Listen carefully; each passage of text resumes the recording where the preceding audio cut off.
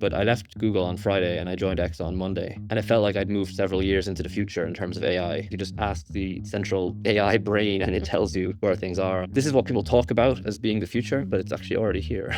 Max spent 12 and a half years inside Google across 10 different teams. Then he left to open the Zurich office of a 70-person startup that's trying to beat them at search. In our conversation today, we go deep into Google's biggest blind spot and what Europe keeps getting wrong about scaling tech. And Max told us exactly how he uses AI to do the work of what used to take an entire team across several months.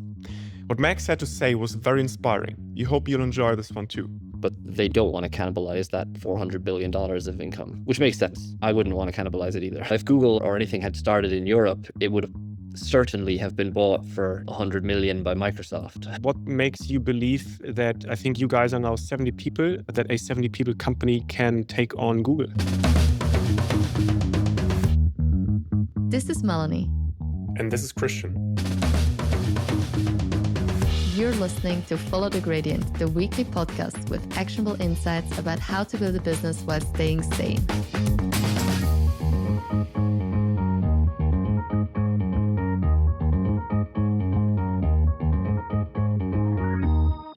Max, your father once told you that study something other than computer science, you'll probably end up in it anyway.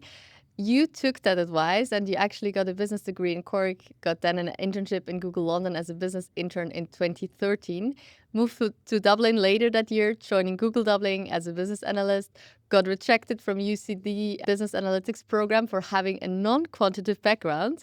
And in 2018, you transferred to Google Zurich as a software engineer. 12 and a half years later, you were a senior ML engineer who worked at 10 different teams.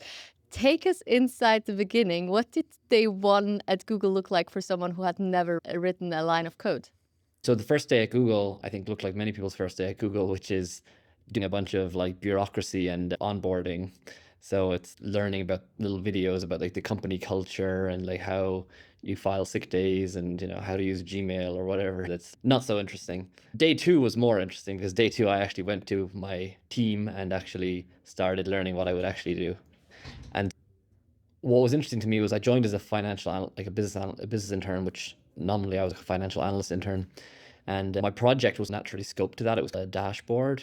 But like immediately when I had joined, I quickly had this realization that I was like, I would say the second most technically strong person on the team of 8.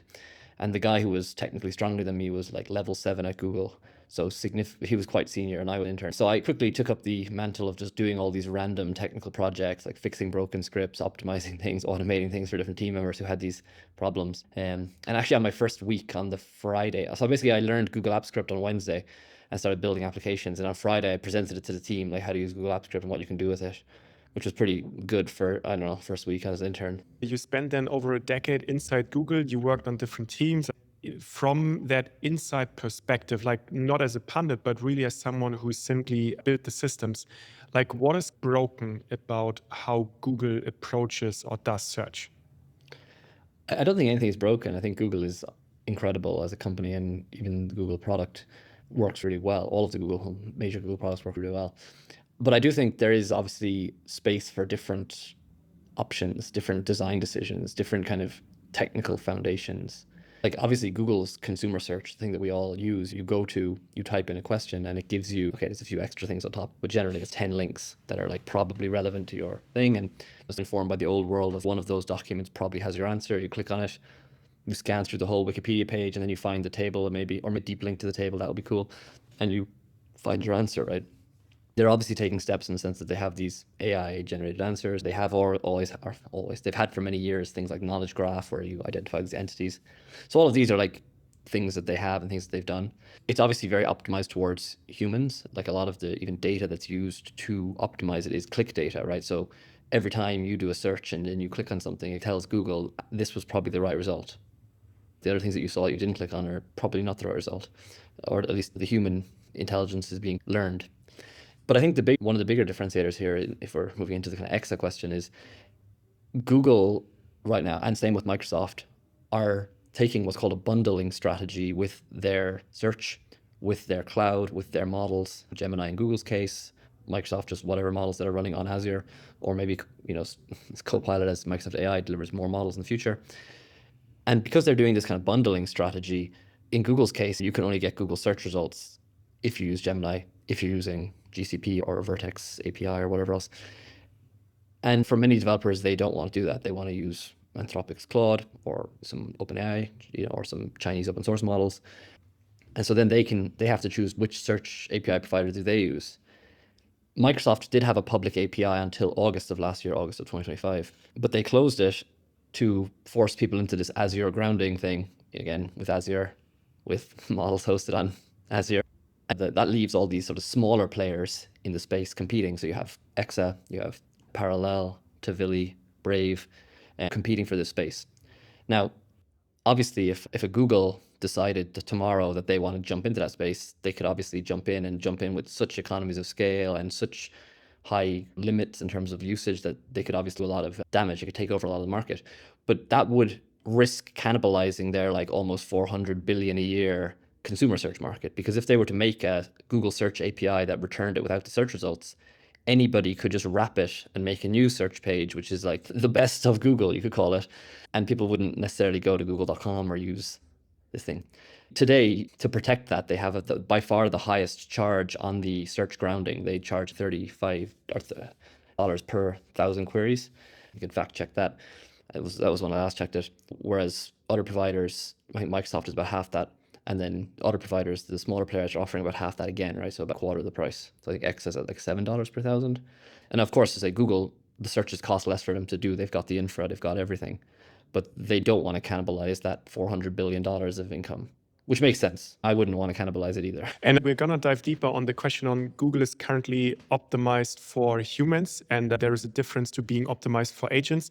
But does that mean that you would say Google has an inherent dilemma on the commercial side almost, or product strategy side, to move into a solution like now Exa does? I don't think it's necessarily, a bit of an innovator's dilemma, right? Where you have this huge cash cow and you don't want to cannibalize it in a way that hurts you overall. Like, even if they were to win the search API market, which is growing very fast, it's growing like 10x year on year, but it's still like single-digit $billion per year. So it's like a rounding error on Google's current search ad revenue, right? So like Google has all the parts to build all sorts of search retrieval specific features. Google invented the transformer. Google has the largest supply of the world's AI researchers. They have hundreds of thousands of people in general. So they have all the pieces. It's the same story we've seen played out through history, right? Where, you're winning one space and it kind of holds you back from going into the other space, right? You don't want to cannibalize your own products or whatever else. I think many of our listeners might not be fully familiar with what Exa does. We're going to get to that, but maybe let us bring to the situation where Exa was pitched to Y Combinator. So Will Brick, the founder, walked in to YC, 25 years old, and told them, we are better than Google. So you were at Google at that time. So when you first heard about Exa, did you think this was delusional or something that would actually click? So I didn't hear about Exa at that exact moment. It wasn't until a few years later. But I do know something about this story and kind of what inspired this, right? And part of it is GPT-3, right? So OpenAI released GPT-3 in behind closed doors in 2020, and then more gradually rolled it out to more and more users through 2021. So even though most of the public will think of the ChatGPT moment as being at the end of 2022, GPT-3 was available to very technically savvy for about 2 years before that. And it was very clear to everyone with ChatGPT that this does transform search. Like, I expect both of you, similar to myself, many of what were Google searches became ChatGPT queries and later Claude queries or Gemini queries or whatever. Because, like I said, most of the time, we don't actually want 10 links. I don't want 10 links, each of which links to like thousands of words. I just want to know, how do I like preheat my oven or whatever. So I think what Will was seeing was that he was seeing that GPT-3 was an incredible search engine. And this is, I think, what was the kind of impetus to start the company. Like, he was like, you can ask GPT-3, you can give it like here are a list of 10 of the top whatever URLs for something, blog posts are on whatever.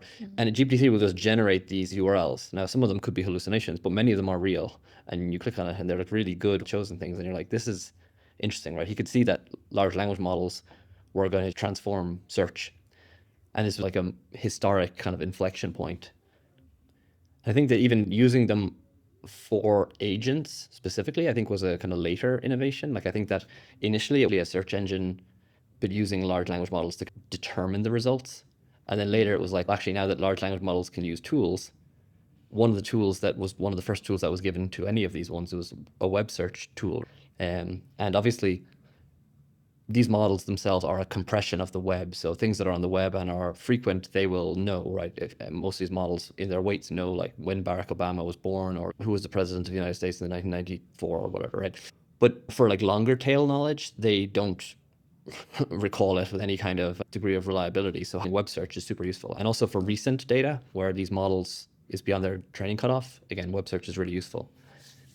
And then fast forward, you decided to actually leave Google and decided to actually join EXA. And take us inside the actual decision to leave, because from the outside, especially at this time, like you had 12 plus years at Google, you had stability, reputation, colleagues in Zurich, lifestyle, everything. And you left for a rapidly growing but just very small startup in San Francisco that wants to beat the company that you spent a decade working for. What did the conversation with your loved ones or just also with your colleagues look like? And what was it that actually made this jump possible for yourself? I mean, so personally, I was looking for my next adventure for 5 years because I like this idea of chapters in your life, and 10 years is a good chapter length. And I got several other opportunities to go to other like competitors, big tech companies, or even just to be some random remote guy for some other startups. But I wasn't super excited about either just doing roughly the same thing at NVIDIA or being a remote person. But then with this X opportunity, it felt like the stars were lining, right? Like the area of work was exactly the kind of area of research I was already working in. There was this idea to just really expand and grow. Let's say the search API market is an interesting space, so it's growing really fast, and that's obviously with that comes a lot of opportunities. So it felt to me like a lot of things were converging in the kind of stars were aligning. And then in terms of like things like my Zurich lifestyle and my network, I hope I can keep those. I hope that Hope so too. my friends at Google will still be my friends and that I can still hang out with them and whatever else. And I mean, this is also pretty cool for the Zurich ecosystem as well, right? To bring another company here, exciting company that people can come and work for. So that's cool. Very much. And you were saying like this was not the only option that you had, and you were ready to take the jump and make the jump. Now, my question would of course be, and really now not about the press pitch or the investor pitch, but what was the actual pitch from Will that made you willing to bet your whole next career step on EXA? And to be honest, like when I first when I first got introduced to Will, before I actually spoke with him, I did my due diligence, right? I looked around online, I read about the company, I watched a bunch of interviews with him, which are online, and I liked what I saw. I said some of the things were already clear to me just by looking at it, that they had a lot of the right signals and the product seemed cool and worked nicely. So I was already excited about it when he had that first call with me and he said, "Hey, would you be interested in moving to San Francisco?" To which I immediately counter proposed, "I want to work for you and I'm excited about your company and you." I said, "But I want to open a Zurich office and I'll introduce you to a lot of brilliant candidates here and show you that it's like amazing and that this makes a lot of sense." And at first I think he was like, "Who's this cowboy?" But we went back and forth, talked a lot over several months, and after meeting a few times in person in San Diego in Europe, I think the idea kind of crystallized in his mind. And yeah, and then just before Christmas, he said that him and the team would come to Zurich to scope it out, to see it for real, and actually meet some of the candidates that they had been interviewing. This thing has set in motion. And so I immediately reached out to like the Swiss government and the greater Zurich area, a bunch of stuff, and got a lot of supporting materials. So I think they were very impressed with the range of services that we were able to roll out for them, which was amazing. I'm very grateful for the help there. Super cool. We will get into this, but now maybe taking a step back for a typical non-technical founder who uses Google every day or is also in the Google ecosystem, can use Gemini a lot. What does EXA actually build? How would you say it's also different to a search engine like Google? I mean, I mean, you can go to the Exa AI homepage and you can do searches as human as you would with a Google, right? Though that's like a fraction of our traffic, I don't know, 1%. So you can like just play with it to see, does this make sense? And if you were going to do that and you were, I don't know, if, depends on your interest, right? But one thing that I would say shows this up nicely is if you like are into AI research, as I am, and you ask it for like research papers on a particular topic, it finds very interesting, very relevant papers. Whereas something like Google often ends up being a kind of a mixture of things. And there are very powerful metadata filters in Google search, but almost no one uses them. I don't know, it's like less than 1% of people. So you can like a specific site filter or domain filter or exact keyword matches and things. But for the most part, you just type something in, you get the results, which would be some mixture of the things you want and news and ads and all of these other things. Exa can be more nicely targeted, depending on which kind of product you're using. But the agentic search is pretty good. Exa also specializes in people search, which is based on LinkedIn, which is very useful if you're trying to find people. And I'll give a business example of this. So if you're someone who works in like recruiting or PR or marketing or any of these kind of functions, right? You can use Exa's people search or websites for people, and you can say, find me journalists across Europe who cover tech and startups, right? And it will trigger a search over all these people that it has, and it will find an initially big candidate set, and it will have LLMs parallel process them to verify these things are correct. Are they in Europe? Are they covering tech or startups? Are they doing whatever? And of course, these being LLMs, they have the ability to be a bit fuzzy matched, right? So they'll understand that Switzerland is in Europe, even though it's not in the EU, or that Iceland is in Europe. But then it will give you back a very narrow set, and it has a lot of structured information with it, like email addresses. So you can instantly fire off email to hundreds or thousands of people, see how many bites you get, if that's something that's of interest to you. Or similarly, if you're doing like research on companies and you want to find like relevant customers in your market or in an adjacent market, you can use these things in a very powerful way. Yeah, I think that's a super interesting point, because if I now put myself into the position of someone, you mentioned recruiting, let's take sales, right? There is outbound teams and sales. And in the old world, they would use, I don't know, to go to Apollo or something like that, sales intelligence, pull data sets, do heavy filtering, need to do scoring. Like, how would this work with Excel? Give us this view into a new world, which people can really use in their daily life. And what I would recommend would be spin up Claude Code in your terminal, whatever it is exactly is your goal. Let's say you're trying to find potential leads in Switzerland who are in the, I don't know, pharma industry. You can then ask Claude Code to build an application to find people with some of these attributes or companies or whatever it is you want. And to then, once we found them, we're going to do something with them, right? We're going to build, I don't know, some kind of little tracking systems. We're going to record whether they responded or not, right? So we can see out of our 1,000 emails, how many responded, how many did we get bounced or whatever. But yeah, then you literally curate some email, and that you could even have the LLMs customize that email, right? It could, it doesn't have to be just some generic outreach like a template. So it can be customized, and then you can fire it off and see how much inbound emails you have the next day or whatever else. And I say it doesn't have to be email, right? This could be working with any APIs or other services or whatever else that you can find. And again, Claude Code will make this much easier for you. It might sound complicated when I say it, but Claude Code will be able to walk you through it, tell you what it means, tell you how to use it. For example, where this could also be useful again is you're trying to do some kind of publishing of content, right? You want to do like web search automatically, find things, synthesize them, generate articles, push them to your social platforms via APIs. All of this outbound marketing and stuff could be heavily automated. And so, as I say, if you do this with Google today, you'd have to know that you're using, okay, we're using GCP, we're using Gemini, and we're using grounding with Google.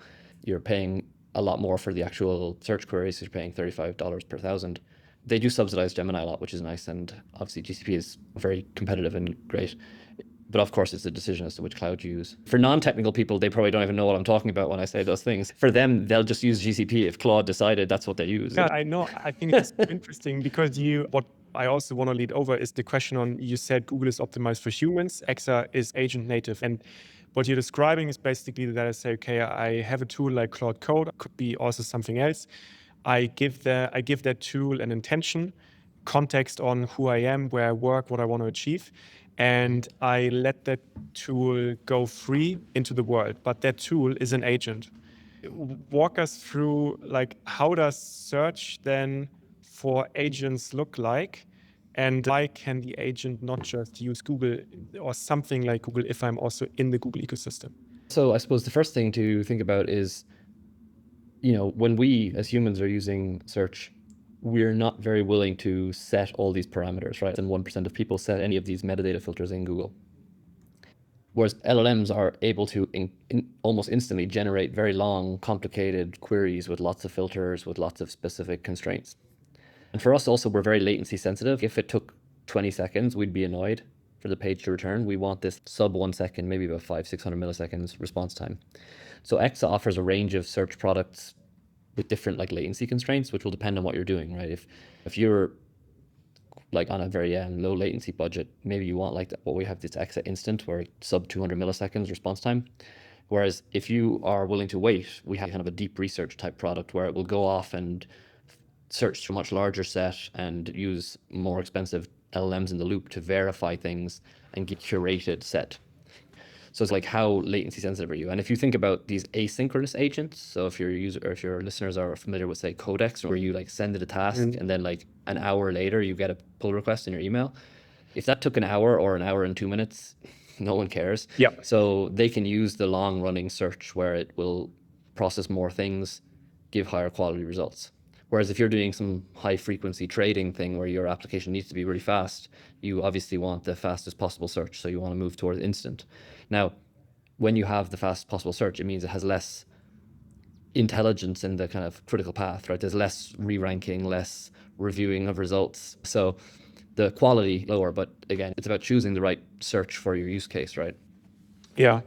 And diving a little bit deeper on how you approach search, because I think that Exa indexes obviously billions of pages, but you deliberately avoid the full web, which kind of sounds counterintuitive. So what's the framework on deciding how you actually approach search in the background? So it is growing, but one of the things that's interesting, and I worked at a search company for many years, so it shouldn't be as insightful to me, but is search such a large scale problem that it is hard to get started. There's so much to do and so much scale to think about that when you're starting out, when you're small, you need to process millions and hundreds of millions and billions and many billions of pages before it's worth people searching with you. And then you have many fewer searches than you would have index compute, right? You're spending more building these index than value delivered to customers. Now, at some point, it kind of swaps, right? When you're Google scale and you're answering 90% of the world's search queries, that's great, right? But as sort of starter, you want to start small and grow towards that. And you'll probably see this yourself, that most Google search queries will retrieve a Wikipedia page. So you can clearly say that if you have Wikipedia, you've at least 1 of 10 of the results probably, right? And you can incrementally add things, right? Many search results retrieve Reddit or Quora or LinkedIn or whatever. So there's literally a core of pages that have a lot of traffic, a lot of signal. And so if you're starting out, you don't start a random subset of 10 billion, because then you'd end up if it was uniform random, you'd end up a lot of random people's low quality blogs, right? Whereas if you start with kind of more tailored core, you can expand from there. So if we now take the skeptical side, Exa raised, I think, $85 million. Google has a revenue in search alone, which is absolutely crazy. I think over 175 billion. They have a lot of data. You mentioned it yourself. They have distribution. So what makes you believe that, I think you guys are now 70 people, that a 70 people company can take on Google? It's kind of crazy ambition. It's a crazy kind of aspiration, but it's also interesting and exciting. The same question would have been asked when Google was founded. Why are you taking on Microsoft? You have no chance. Look how big Microsoft is. And now look who's bigger. Or similarly, even Google was not the first search engine, right? I remember back in the 90s using all these other search engines like Lycos and whichever one people still remembers, but Lycos, no one remembers. And I don't even know what other search engines there was in Netscape Navigator. So it's, I think likely X is aiming to win this search API market. That's the goal. There's obviously overlap with search, and at a certain point, I think that the Googles and Microsofts will wade into the market, but I think they'll do that once the revenue from search APIs is, I don't know, 50 billion a year, 100 billion. So I guess the challenge is to a really great, really performant product before that point. before the day that Google announces we're entering the search API market with our new subsidized, extremely fast search API. I want to also shift a bit towards the topic that we quickly touch upon. X is headquartered in San Francisco. You sit in Zurich. You could have also opened the European office in London, Berlin, Paris, Amsterdam, what do you want. You chose Zurich. You've been here living before, but you could also have gone somewhere else. So can you maybe also walk us through the actual decision? What maybe also then convinced the founder to say, yes, let's do this? So really the trade-offs and the things that kind of weighted in to make this like in Zurich and not somewhere else? Yeah, so I think that the kind of initial spark was me, right? Like I literally ended up on a call. No matter where I was in the world, that call could have happened, right? And then I obviously pitched Zurich office. I'm sure he had some prior that like Zurich is kind of fancy sounding place, has a good reputation, easier to sell than other places. But then I think what really helped my case too was the fact that there is this like incredibly good sort of talent market. I can point to like Google Zurich having 6,000-ish people and ETH producing all these like world-class researchers and world-class research. EPFL is around the corner. And also not just that, right? There's also all of these other big tech companies who have kind of a medium-sized office or smaller offices, right? Where you can say there's also NVIDIA and Meta and Microsoft and whoever else. And there's a kind of startup ecosystem bubbling up here. So I think that made it a lot easier. And I think when I had this conversation with him, before he told me he was interested, he did kick off like search, probably excess searches for people in Zurich with the right skills, right? And he found, unsurprisingly, that Google has, not only has it got 6,000 people here, many of them work on search, the product, right? So the people who work on, there's people who work on crawling, who work on indexing, who work on retrieval, who work on research in the space. So like everything that we need is here in a much larger supply than we could possibly consume, or at least in the short term, right? If you're familiar with Michael Porter, the like Harvard economist, he has this idea of like clusters and the new economics of competition. This idea that like an area becomes a kind of hotbed for something and then things go there because it's there and they feed each other, right? Like effectively Google's decision in 2003 or whatever to open a Zurich office has set this sort of seed for a lot of other companies to come and feed on it. And it's the same in Dublin, where I'm from. I'm from Cork, but in Ireland, where I'm from. In Dublin, Google set up a big office and it has just grown and grown. They have 8,000 people there. But because they have that office, when Meta was deciding where to open, they opened across the canal from Google. And many of the teams were 100% seeded with teams from Google. So like when they were setting up their production engineering team, almost all of them were site reliability engineers from across the canal. It's funny, like we currently have 2 people in EXA right now, and my colleague, Felix. We have another guy joining on April 1st. He's also from Google. We have another person joining in May. He's not Google. So he's our first non-Googler. But lots of our pipeline are from Google and these other companies. And we have 300 people who've applied almost so far. So that's pretty cool. Very cool. And was there also something that surprised you when like you were looking at the talent pool, and maybe also something that especially US companies get wrong about recruiting AI researchers in Europe? I was already pretty convinced with the talent pool here. It seems I was like really impressed. Like I feel like almost everyone I've met in Switzerland is like super like high achieving and like really motivated. Like I go to my physio and he's like also an author of books on the economics of physiotherapy. Or I used to do capoeira, and my capoeira instructor was so a vet and also a lecturer in the University of Zurich. And I'm like, amazing. Like why have one awesome job, just have multiple? And I mean, it's coming through with the applications that we're seeing, right? I have a pretty big following on LinkedIn. So like when I posted a few times that this was an office and it was a thing, like I was very happy to see that hundreds of people applied. And scrolling through the profiles, they're not just like random people. They're not, that lots of them are like doing super relevant work at competitors or at ETH, Zurich researchers or wherever. Like it's super aligned and super high quality. So I'm very impressed with this. One colleague before I left Google, he said hiring was really hard. Like it's really hard to convince people, good people to join. So far, I'm seeing literally the opposite, that there's so many people who are excited and interested in joining, working on cool problems. And you said it, you're Irish and you spent like the past decade in Switzerland. Is there something that you think Europe gets right about AI that maybe typical Silicon Valley generally gets wrong? Or is that too generic of a question to actually judge? I think Europe is much more fragmented, obviously, and obviously at different stages of development. So Ireland, where I'm from, I think is less AI centric, or at least last time I was there, like it doesn't feel like it's as far along. Zurich is obviously much further along and accelerating, I would say.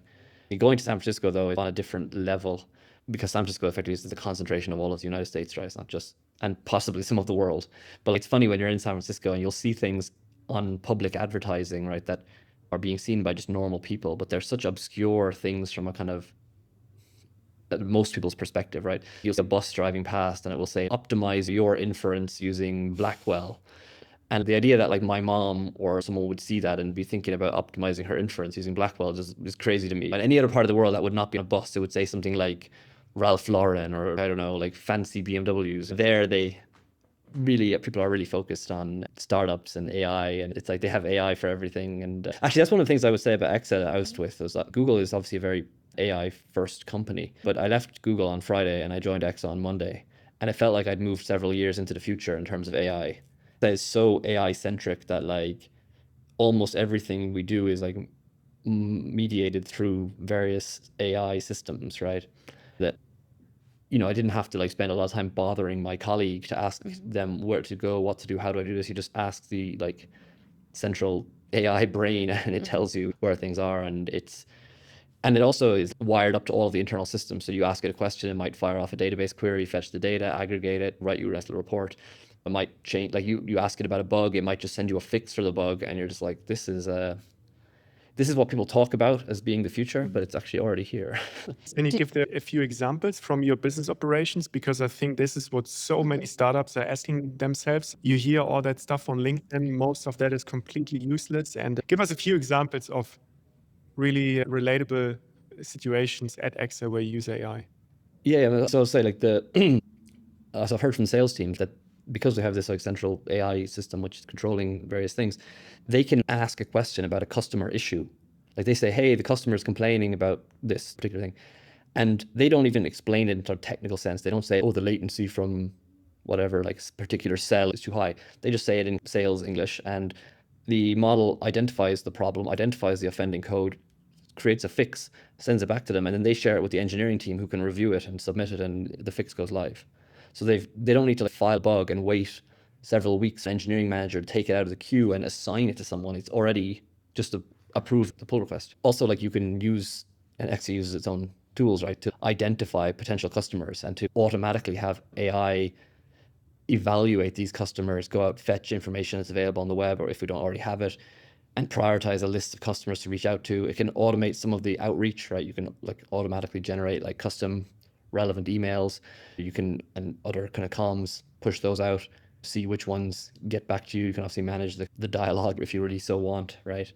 So it's quite versatile. And do you think this is just because you have the luxury of you have only just started compared to like a legacy player like Google? Or what would you suggest for, let's say, scale-ups that have been here for 10, 15 years and they know they need to shift and want to become like AI first, but there is also the reality of you have legacy systems and you also need to train your people and so on. So where do you see there that people can actually catch up?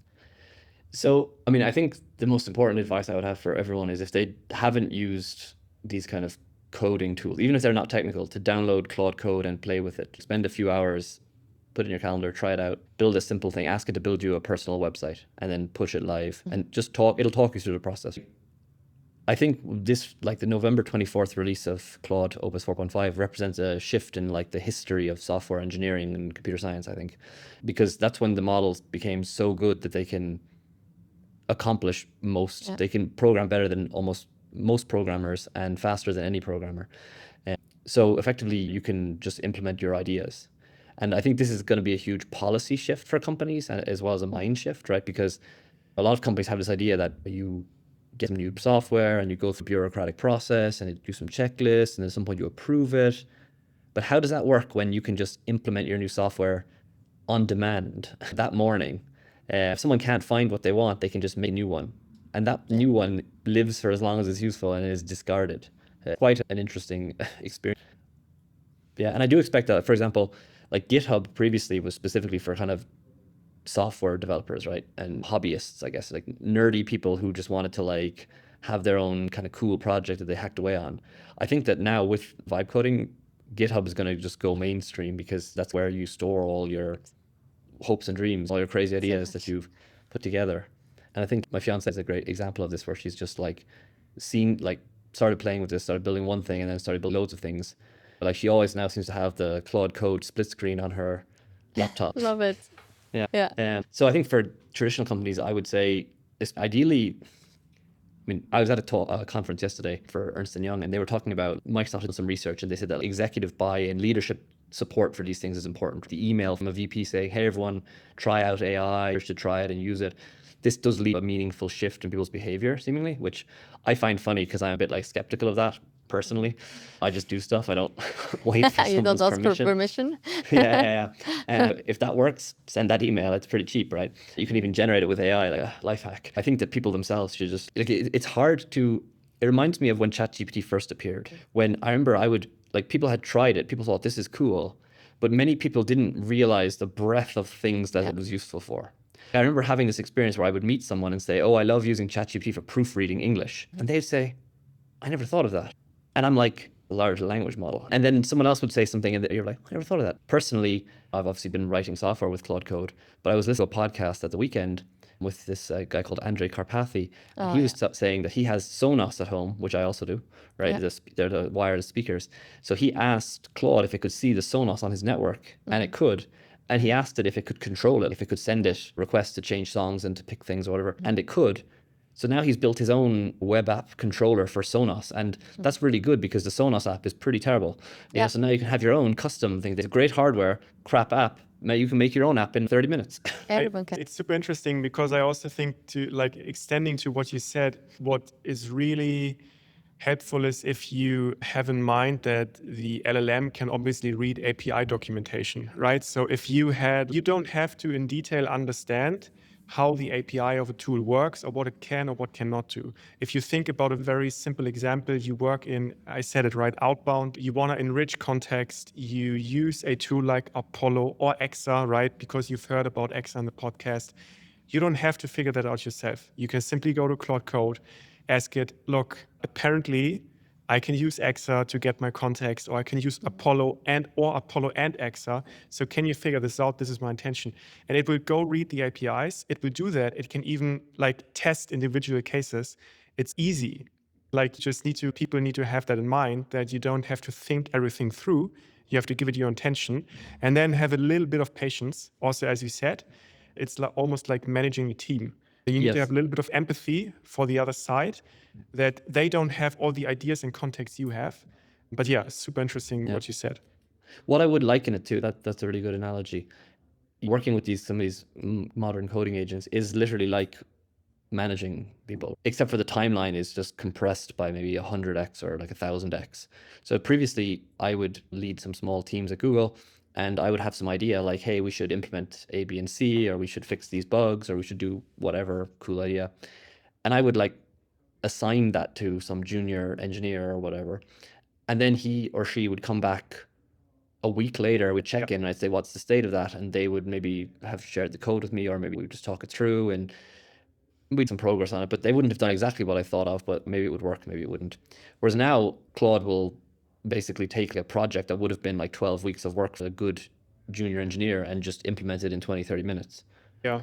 And it's not perfect in the sense that you've probably underspecified what you wanted, but you can so quickly iterate. You didn't waste a week or 12 weeks. You didn't even waste 30 minutes because it didn't actually take you 30 minutes. It just ran in the background for 30 minutes. So you basically wasted maybe 3 minutes writing a paragraph, and then you like browse the internet for 27 minutes or talk to your friend.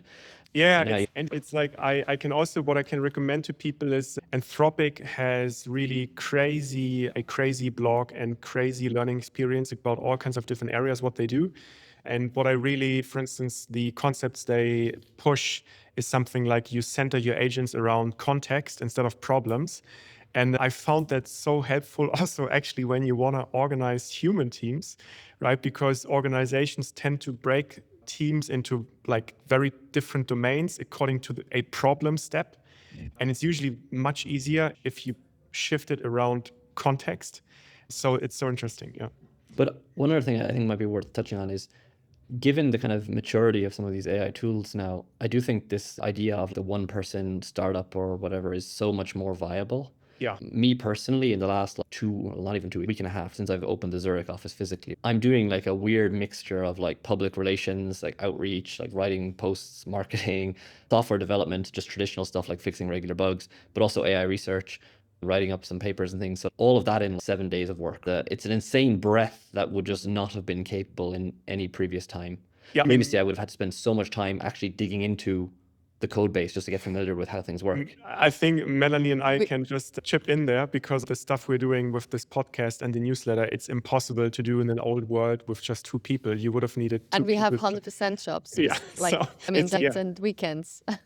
Yeah. So the moment we are cut off, like we are cut access to AI, like you just the world shifts. That's how fundamental it is. Yeah. Yeah. And actually, one more plug for EXA. You mentioned like getting API documentation. So EXA, actually, one of the areas they've really focused on is this getting documentation. So EXA is used by a lot of the major coding agents. So things like Cursor or Lovable, these kind of like platforms often use EXA under the hood for their web search.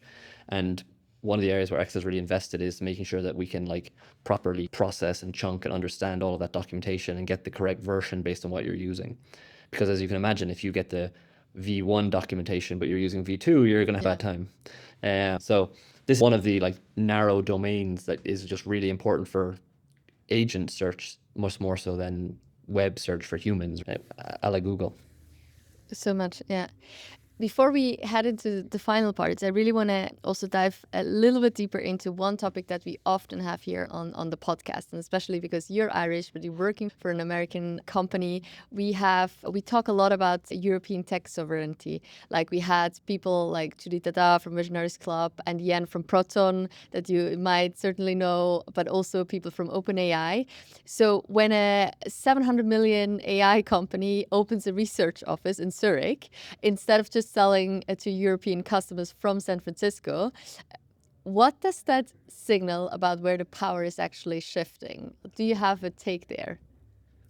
I mean, I think it's a real endorsement that the kind of quality of the talent are here, right? So far, we're focused on research in this office, right, where we don't have a sales presence or anything else. So it'll be building out these kind of world scale systems and advancing the kind of state of knowledge research, right? So it's like an endorsement that Zurich is world leading in this regard. And it makes sense. Google had teams doing this exact same thing here for exactly the same reason. And actually this pattern reoccurs, right? So Yeah. One common pattern is that ETH was or has been world leading in computer vision research for like many of the last few years, probably the past 2 decades. And many of the spin-outs from ETH in computer vision have been bought by these large multinationals. And of course, that now means that those large multinationals have a small office in Switzerland, right? So Apple, for example, or I think Meta even started that way, or Samsung, or they've bought these computer vision research offices, right? And of course, that the vision transformer was invented in Google in Zurich. And then those guys later went to OpenAI and later to Meta in Zurich. And do you have it like now, really just your personal take, being a European and also caring a lot about the continent and also our innovation and just the place we're in? It's awesome. And I think also it's a huge like signal for the talent density, especially the AI talent the density that we have here. Like this is what we hear again and again. And at the same time, it would also be incredible to have these big companies coming out of Europe. I don't say that they don't need to go to the US, so to say, but that we can also not only call SAP as one of the big companies from Europe, but that we can also, before we get acquired, that we also build this company. So do you have any take? I know it's a big question, but still having those both hearts inside of you, what do you see? What we maybe still need to learn or maybe just already have but are not aware of? Yeah, I would like to see Europe be stronger technologically, more unified, and then a kind of larger sort of centralized market where it's easier to sell into and fundraise, and you have less bureaucracy and like red tape as you incrementally gain access to like tens of millions more customers per time. I think this would help a lot, right? And like it's funny because it is a win when these Swiss startups get bought by these foreign companies, but it's also a loss on some level, right? Where Depending on this the view. could have been the future big player. If Google or anything had started in Europe, it would have certainly have been bought for 100 million by Microsoft, because it would have got to about 100 million and it'd be like, oh, time to sell to America. Is this Mine our literally did. understanding? Yeah, but is this just our understanding that we think the threshold is 100 million and then we sell it, and the Americans are just saying this is the beginning? Or why do you say if this has happened in Europe? I Are we mean- just not used to think big enough? So I'm not take my opinion here with a grain of salt, right? It's all Yeah, absolutely. secondhand things. Yeah, yeah. But I've heard that it's harder to raise funds in Europe. I say it's definitely harder to expand, right? Because you have this tapestry of languages, of markets, of rules. So even if you do start in Switzerland, are you going to sell to 10 million people for a while and then move to Germany for another 80 and then move to the UK because it's English for another 65? In America, you start with 500 million. Yeah. And on average, or whatever, they're wealthier or whatever. So I think that is something. And then, of course, just raising these funds, right? That if you're like raising a lot and growing aggressively, you're actually aiming to win. You're like, Yeah. even if you don't win, you're trying to. Yeah. Whereas I don't think that's the norm in Europe. I think what's more normal is this sort of sustainable growth model to say, okay, we have this thing, this makes sense. Let's trundle it along at 20 million a year, instead of saying, let's try and go for 2 billion a year and let's go 100x or die trying. Yeah, I think this is changing. Also now being surrounded by the robotics and AI startups, it has now really also a couple of times where I've seen they start in Switzerland and then go directly to the US to actually access that market. So I have hope. I think we're not there yet, but yeah, it was just very interesting to hear your take, because you have those both. One thing that I think is very interesting, if you go and spend time in San Francisco and look at what does San Francisco bring to the table beyond being San Francisco. And what's interesting is you don't like making a startup in Europe, I think, is the exception, not the rule. In San Francisco, it's the rule, not the exception. Yeah. Like when I was there for 2 weeks at the beginning of the month, not only were the people, like obviously the people who founded X are obviously founders, but I would go for dinner with like random people I used to work with at Google and they're all founders, or historically they were founders. They're all angel investors in different startups, like a portfolio of them. I went one startup tower place with a friend who was doing a startup there, and the security guard was telling us about his longevity startup that he's also bootstrapping. Love it. Yeah. And because there's so many startups there, these startups they're very open to working with other startups. Like a lot of the AI integrations we have at Exa are from other San Francisco-based startups. So it's very easy to get customers who are open to working with a company that's only a few months old. You're not trying to sell to the German government or some Swiss bank that's 1,000 years old. You're trying to sell to another company that's 25 minutes old and also doesn't know whether it'll survive the year. I think that really helps. Yeah. And also because there's so many startups, that's why the advertising is as odd, that like a bus or a bus ad at the side of a bus stop will be telling you about an app for doing business expenses through AI, and lots of people are making startups, so that makes sense to run that ad. Rising your inference is something that everyone does there. Exactly. So you can just have it there. Yeah. Yeah. Before we now move to the rapid fire section and close off, one last question. The theme of our podcast is how to scale a business from Europe while staying sane. And you've made a very impressive professional career and a career about self-starting, but it's just also not easy. So what is like your advice, your own system for not burning out, or for really having balance in work and life, which works for the long term? Yeah, I feel like I'm a weird one in the sense that I do a lot of stuff and people think that's like unsustainable because you're going to burn out. But I've never even felt any way near burning out in any sense. I very much prioritize certain things. Like I always get enough sleep, and I try to eat well, and I exercise a lot. I go to 3, 4, 5 times a week, depending on the week. And those are like always happening non-negotiables. Like I don't skip the gym because someone says something's important in work. I just go to the gym and that's how it is. I don't check my like work. Not a problem in Exa because of the like only small company. But in Google, I like didn't check my work emails or pings like out of hours or anything, because there was always hundreds of new emails and dozens of pings, and it's stressful. And like, why would I? Like, it makes no difference if I look at it on that night or the next morning. So I have pretty sort of solid boundaries, even though I kind of work all the time by some people's sort of definition. If just because it's the weekend doesn't mean I'm not going to go to some event or network or meet people. If that's when they want to meet, I'm happy to meet them then. If I'm on holidays in Dubai, I'll meet my AI friends who happen to be in Dubai.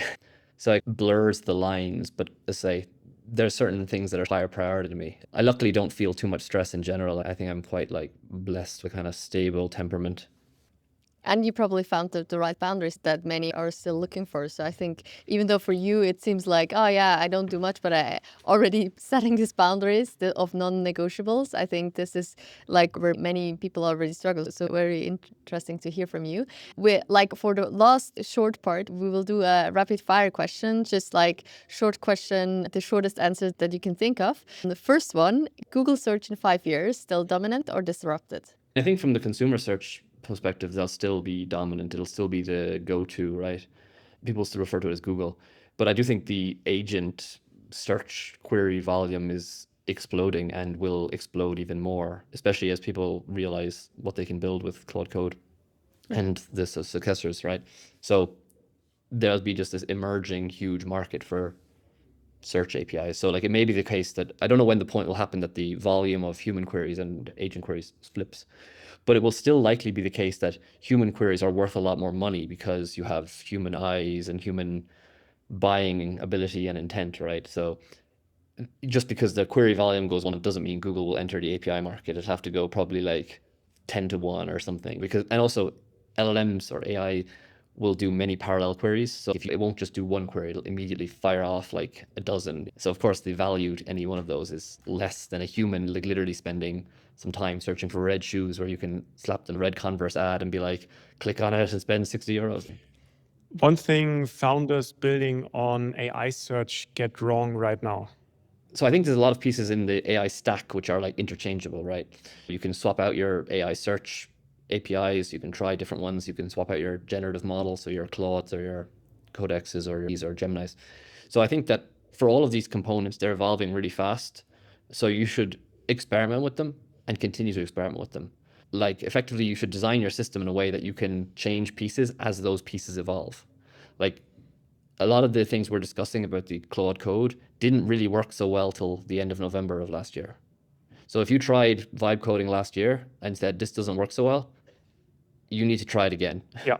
And it's the same thing with these search APIs, right? That you may find that like for some search, one provider does better. Like maybe you find that for coding related searches, you want to use Exa, and maybe you want to use Brave or Parallel or Tivoli for a different search today, or maybe you'll change it later, maybe you won't. But your model can have access to multiple, you can wrap it up as you want. And again, for many of these things, Claude Code will advise you if you don't know what I'm talking about. Zurich's ecosystem in one word. Booming. I feel like it's diversifying. It's really interesting just to see like the event I was at last night to this AI builder Zurich. Like there was 100 or so people there from all different companies represented, the big techs, dozens of startups, ETH AI Center, many ETH people, and just like this really interesting kind of sharing of like ideas and thoughts and just everyone just coming together, and it's really impressive and something I'm very glad to be a part of. And last one piece of career advice that sounds good, but is actually wrong. Actually wrong. I don't know if this is I don't know what exactly sounds good but is actually wrong, but one thing I see people doing that I think you shouldn't do, what I think you should do is you should take ownership for your career. You shouldn't rely on someone else to do that for you. I used to see this so much at Google that like people would want their manager to tell them what to do with their life, not just tell them what to do to this week, but what their life, right? Like where they should go in their career. I think people should like think not just what are you doing right now, but like where do you want to be in like 2 years, 5 years, 10 years, and then start putting the pieces in place so that you can make that happen. Because if in 2 years you want to be a software engineer, for arguments, that's an old example, but let's just say if you did, you need to start writing code today so that in 2 years you're like pretty decent at it. If you want to found a startup in 2 years, yeah, if in 2 years you want to found a startup, you should start like networking today. You should start building your profile today. You should start meeting other founders, learning from them, applying to things. Try to get yourself ready. Don't just wait till some point in the future and then say, now I'm going to do it. If you do that, then it'll take longer to start. You'll have to, slowly build it all up. Max, it was a true pleasure. So thank you very much for joining. I think we have to do a follow-up session about, I don't know, how to automate your life with Exa and a couple of other tools and Claude Code. But lastly, if people now want to learn more about Exa, more about you, want to get in touch, where can they find you? LinkedIn is probably the best choice to connect with me on. they can send me a message or wherever else. I can chat with them. I'd help. And then about Exa, go to exa.ai. And especially if you just want to try it out and you don't have an application yet, if you're using Claude or whatever, you can enable the Exa MCP server that is documented on the Exa page. It's pretty straightforward to do. You just add one line to one config. Then your Claude will have access to Exa for various searches, and you'll see that it does pretty nicely on things like people search, LinkedIn specifically, where some of the other providers provide like no response, which is nice. So thank you very much for joining. Thank you very much.